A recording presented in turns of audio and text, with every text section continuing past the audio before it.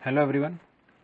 Last video lecture में हमने कुछ न्यूमेरिकल्स, दो न्यूमेरिकल्स यूज़ सॉल्व किए थे। एक न्यूमेरिकल मैंने आपको अनसॉल्व किया था, उसका जवाब बहुत से लोगों ने मुझे अभी तक नहीं दिया है। प्लीज़ जितना जल्दी हो सकता है आपका मुझे आंसर दीजिए। ओके, होप आप लोगों को क्लियर हुआ होगा न्यूमेरिकल। हो सकता है आप लोगों ने सॉल्व भी कर दिया हो। Okay, if you have any problem then you can ask me in the comment section. Okay, now starting today's मैं आपको कुछ और न्यूमेरिकल्स बताऊँगा। आज का मेरा जो पहला न्यूमेरिकल है वो है a full journal bearing of 50 mm dia and 100 mm long has a bearing pressure of 1.4 newton per mm square. ये जहाँ जहाँ जहाँ पे 2 लिखा है वहाँ पे वो स्क्वायर है एक्चुअल में। Okay, the speed of the journal is 900 rpm and the ratio of the journal diameter to the diametral clearance is 1000. Bearing is lubricated with oil whose absolute viscosity at the operating temperature of 75 degrees Celsius may be taken as 0.011 kg per meter second. Room temperature is 35 degrees Celsius. Find first one amount of artificial cooling required. Second, mass of the lubricating oil required if the difference between the outlet and the inlet, outlet and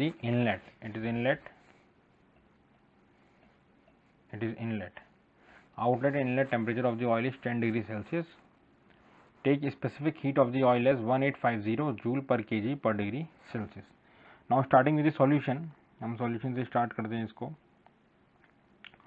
तो जो given है वो data वो हम पहले लिखेंगे। Okay, पहले हमारा डाटा गिवन है, हमने वो लिखना है।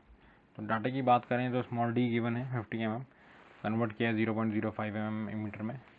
फिर हमें एल दिया है, हमने एल भी कन्वर्ट कर लिया। ओके, ये देखिए हमने एल भी कन्वर्ट कर लिया, 100 mm था 0.1 मीटर में। उसके बाद मैं एक्चुअली पेन खींच चेंज कर लेता हूँ, ये थोड़ा सा ऑड सा लग रहा है, इसको रेड बना लेते हैं। ओके, अब देखिए इसमें बियरिंग प्रेशर दे रखा है इतना, हमें आरपीएम दे रखे हैं, डी/सी गिवन है, जेड गिवन है, टी नॉट एक्चुअली है, टी जीरो है यहाँ गिवन है, टी जीरो, टी एम्बियंट भी गिवन है, स्मॉल टी टेम्परेचर डिफरेंस भी गिवन है, कैपिटल एस भी गिवन है।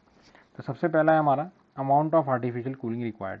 मैंने भी लास्ट वीडियो में आपको बताया था कि कोफिशिएंट ऑफ फ्रिक्शन कैसे निकालते हैं।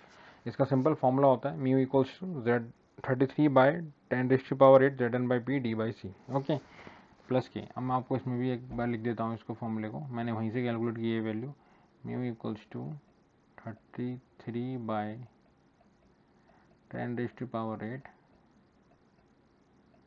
Zn/P d/c plus small K. Okay, तो यहीं से मैंने ये म्यू की वैल्यू कैलकुलेट की है, इतनी आई है। लोड ऑन द बियरिंग जो है capital W equals to P into D dot L, तो हमने यहाँ से कैलकुलेट कर लिया। रबिंग वेलोसिटी कैलकुलेट कर ली। रबिंग वेलोसिटी का सिंपल फॉर्मूला होता है पाई डी एन बाई 60, जो हमने पिछली वीडियो में पढ़ा था। उसके बाद की क्यू जी हमारा आ जाए हीट जनरेट, कितनी हीट जनरेट हुई, इसका सिंपल फॉर्मूला है म्यू डब्ल्यू वी। ओके, वहाँ से हमने वैल्यू कैलकुलेट 71.5 जूल पर सेकेंड आई। उसके बाद क्यू डिसिपेशन यानी कि हीट डिसिपेशन कितनी हुई।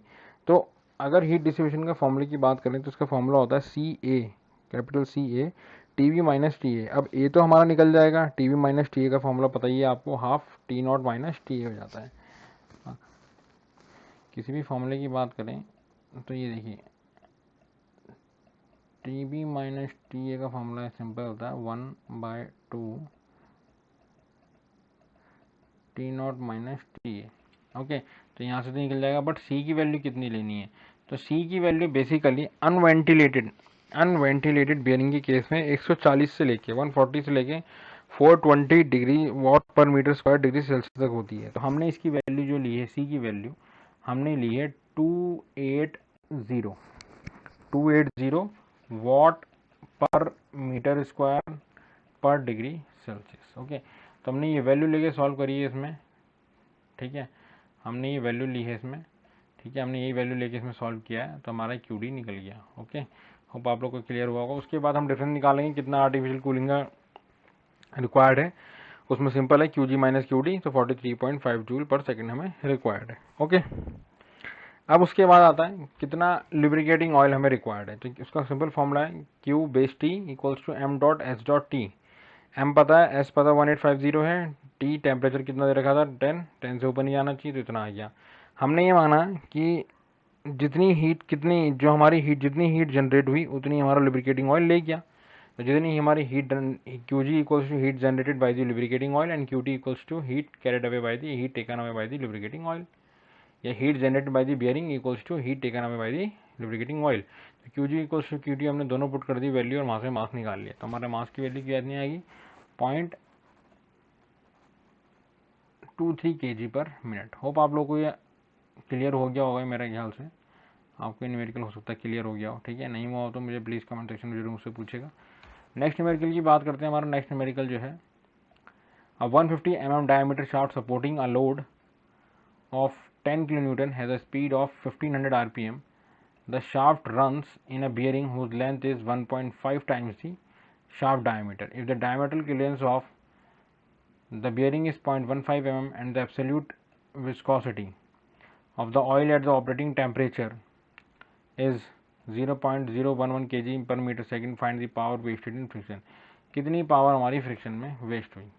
तो moving towards in solution, again हमने वही चीज़ करनी है। इसमें सबसे पहले क्या है, गिवन देखना है। तो गिवन हमने d equals to 150 mm given है, दैट इज 0.15 मीटर। वॉट यानी कि लोड दे रखा है 10 kN 10,000 newton. Capital N RPM 1500 RPM। Small L 1.5 DC, D given है सॉरी।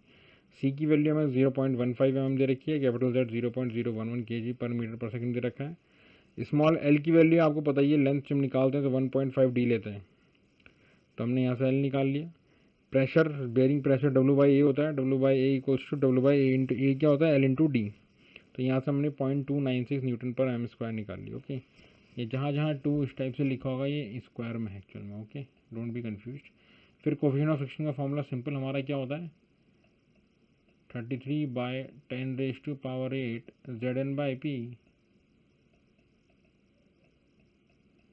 d/c स्मॉल के। तो ये वैल्यू हमने पुट करके यहाँ से सॉल्व कर लिया। अभी देखिए एक चीज़ है, आपको स्मॉल के की वैल्यू कहीं पे भी गिवन नहीं है। पहले न्यूमेरिकल में भी स्मॉल के नहीं गिवन था, वहाँ पे भी हमने सॉल्व किया। तो स्मॉल के की वैल्यू जो है, आपको स्मॉल की वैल्यू गिवन नहीं है, तो आपको ये 0.002 लेनी है। कहीं गिवन नहीं है तो आपको यही वैल्यू लेके इसको सॉल्व करना है। ओके, फिर rubbing velocity v equals to πdn/60, हमने वहाँ से सॉल्व किया, रबिंग वेलोसिटी निकाल लिया हमने। हीट जनरेटेड म्यू W/V, तो वहाँ से हीट जनरेट निकाली। पावर वेस्ट जितनी फ्रिक्शन में हुई हमारी हीट जनरेट हुई। ओके, तो ये बेसिकली हमारा कितनी पावर हमारी वेस्ट हुई लुब्रिकेटिंग ऑयल में, हमने ये वो कैलकुलेट कर ली। तो होप आप लोगों को मेरा ये न्यूमेरिकल पार्ट क्लियर हुआ होगा। ओके, आप लोगों को मेरा पार्ट क्लियर हुआ होगा। नेक्स्ट जो हमारा नेक्स्ट वीडियो रहेगा वो मेरा थ्रस्ट बेयरिंग पे रहेगा, और नेक्स्ट वीडियो में आपको थ्रस्ट बेयरिंग के बारे में बताऊंगा। होप आप लोगों को मेरे वीडियो क्लियर, लेक्चर क्लियर हुए होंगे।